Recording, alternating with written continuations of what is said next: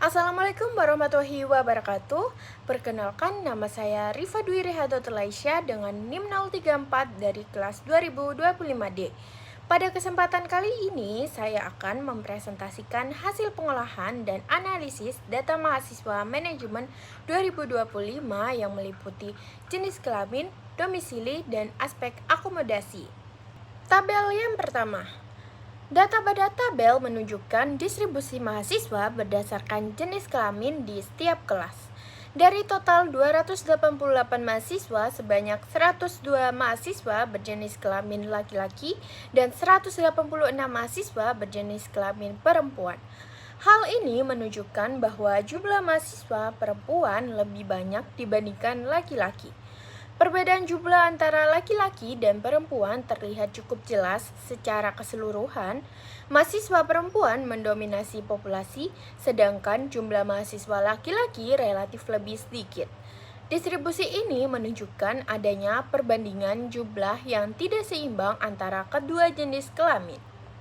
Jika ditinjau berdasarkan masing-masing kelas, hampir seluruh kelas menunjukkan bahwa jumlah mahasiswa perempuan lebih tinggi dibandingkan dengan laki-laki. Pada kelas A terdapat 27 mahasiswa perempuan dan 11 laki-laki, kelas B terdapat 21 perempuan dan 15 laki-laki, serta kelas C terdapat 19 perempuan dan 13 laki-laki. Pola yang sama juga terlihat pada kelas D, E, F, dan G, dengan jumlah mahasiswa perempuan yang lebih dominan.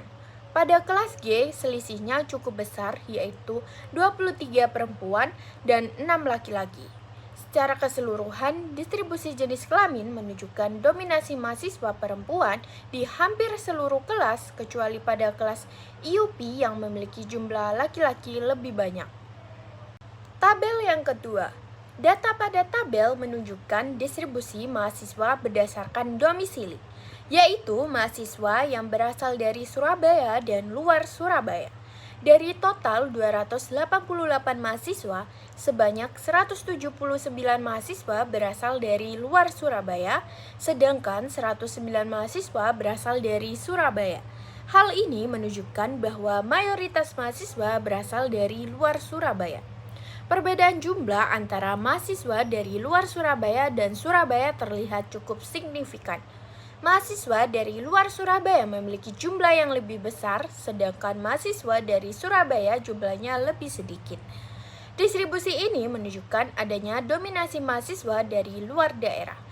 Jika dilihat berdasarkan masing-masing kelas, hampir semua kelas menunjukkan bahwa mahasiswa dari luar Surabaya lebih banyak dibandingkan mahasiswa dari Surabaya. Pada kelas A terdapat 25 mahasiswa dari luar Surabaya dan 13 dari Surabaya.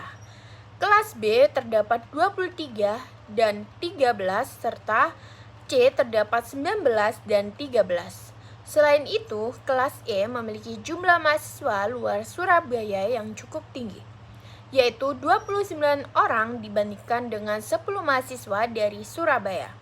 Sementara itu, pada kelas I menunjukkan distribusi yang lebih seimbang, yaitu 15 mahasiswa dari luar Surabaya dan 17 dari Surabaya. Secara keseluruhan, distribusi domisili menunjukkan dominasi mahasiswa dari luar Surabaya di hampir seluruh kelas. Tabel yang ketiga. Data pada tabel menunjukkan distribusi mahasiswa berdasarkan jenis akomodasi yang digunakan dari rumah ke kampus. Dari total 288 mahasiswa, mayoritas menggunakan kendaraan pribadi, yaitu sebanyak 225 orang. Jumlah ini menunjukkan bahwa kendaraan pribadi menjadi moda transportasi yang paling banyak digunakan dibandingkan dengan moda lainnya. Selain kendaraan pribadi, terdapat 27 mahasiswa yang menggunakan ojek online, 20 mahasiswa berjalan kaki, dan 15 mahasiswa menggunakan transportasi umum berupa kereta. Sementara itu, penggunaan kendaraan umum sangat rendah, yaitu hanya sebanyak 1 mahasiswa. Perbedaan jumlah ini menunjukkan variasi penggunaan moda transportasi di kalangan mahasiswa. Jika ditinjau berdasarkan masing-masing kelas, hampir seluruh kelas didominasi oleh penggunaan kendaraan pribadi. Kelas D dan kelas E memiliki jumlah penggunaan kendaraan pribadi tertinggi, masing-masing sebanyak 34 mahasiswa. Selain itu, kelas F dan kelas A juga memiliki jumlah yang cukup tinggi, yaitu masing-masing sebanyak 30 dan 29 mahasiswa. Sementara itu, penggunaan moda transportasi lain seperti ojek online, berjalan kaki, dan transportasi umum tersebar di beberapa kelas dengan jumlah yang relatif lebih sedikit. Misalnya, pada kelas F dan I terdapat masing-masing 6 mahasiswa yang menggunakan ojek online, serta pada kelas C dan kelas I terdapat masing-masing 4 mahasiswa yang berjalan kaki. Secara keseluruhan, dapat dilihat bahwa pola penggunaan akomodasi di setiap kelas cenderung sama, yaitu didominasi oleh kendaraan pribadi.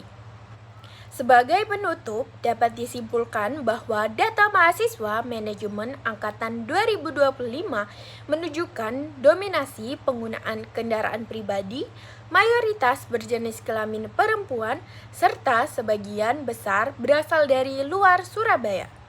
Demikian yang dapat saya sampaikan dalam video presentasi ini. Terima kasih atas perhatian yang diberikan. Wassalamualaikum warahmatullahi wabarakatuh.